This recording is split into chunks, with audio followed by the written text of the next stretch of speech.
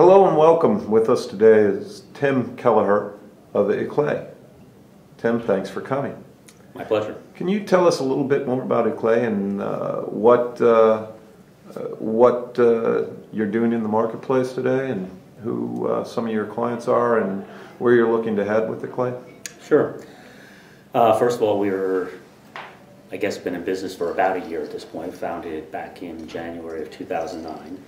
Really got off the ground in the end of August of 2009 when we purchased the remaining public sector contracts from the Bearing Point estate, with Bearing Point obviously going bankrupt.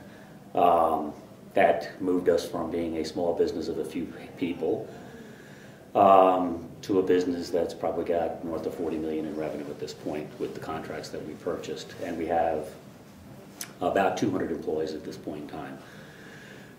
We are a classic professional services firm, and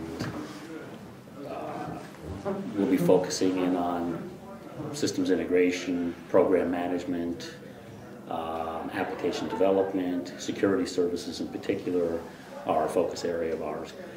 I had the pleasure of leading the Unisys security business on a global basis for the last 2 to 3 years while I was at Unisys, where I was before joining Kelleher.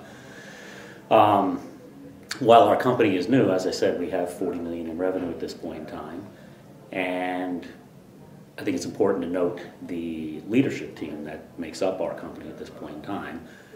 Greg Baroni is one of the founders and our CEO. Greg was most recently president of Unisys Federal Systems for the prior 7 years, where I actually worked for Greg over there on the security program. John O'Neill, our other founder, who also came out of KPMG and at Unisys, worked with Greg for 20 plus years. So one of the things that's unique about the company is, while it's a startup, it's, like I say, it's got a significant revenue stream, but probably more importantly, we have a leadership team that has probably, on average, close to 30 years experience each. But even more important, that for the most part, we have all worked together anywhere from the last 7 years to the last 27 years.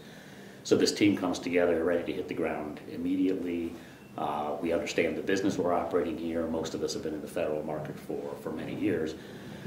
And on that note, that is our focus going forward. So we actually do have a federal business, we have a state and local business, and we have a higher education grants management business, all of which are important, but we're being pretty clear that our focus is on the federal market and growing our business in that market.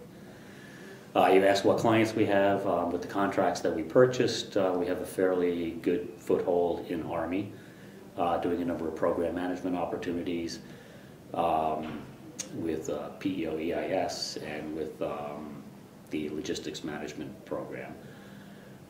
We are doing application development for the Army as well, SAP in particular. And the other set of contracts that we picked up is in the Veterans Administration. And there's probably 6 or 8 different contracts there, everything from program management to, again, application development, web development, document management, quite a number of different things. Our go-forward approach will be to leverage our experience and contacts into the federal market. Because of Greg Baroni's background, obviously, DHS will probably be one of the clients that we look to go support heavily. And like I say, the focus areas being pretty traditional systems integration, application development, security, things like that. So, Thank you, Tim. Is there anything else at this point in time you care to add? Well, just I guess that, look for us out there.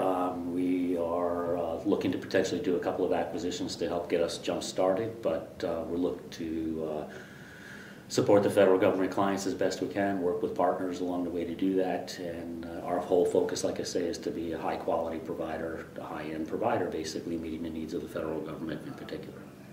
Well, again, thank you, Tim. Okay, thanks.